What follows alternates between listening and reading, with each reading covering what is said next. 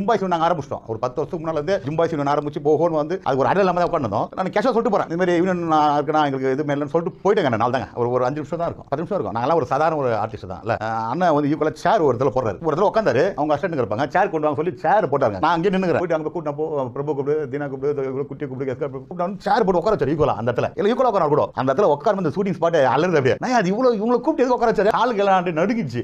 இல்லை நான் உட்காரலன்னா கூட கேட்கல. அவர் உட்காருங்க என்ன நீங்கள் இன்னும் அப்படியே அப்படியே கண்ணே கலங்கிச்சு. சரி என்னடா இது என்ன சொல்ல பார்த்தா நான் பேசிட்டேன். ஆர்கே செல்வமணி சார்கிட்ட, அவர் தான் பெப்சியோட தலைவர். நான் பேசிட்டேன், நீங்கள் போய்ட்டு 10 நாளில் போய் ஆஃபீஸில் போய் பாருங்கள், உங்களுக்கு நல்லது நடக்குன்னாரு. அப்படியே எனக்கு அவர் சொல்லும் போது அவர் கண்ணே பார்த்தேன் நான்.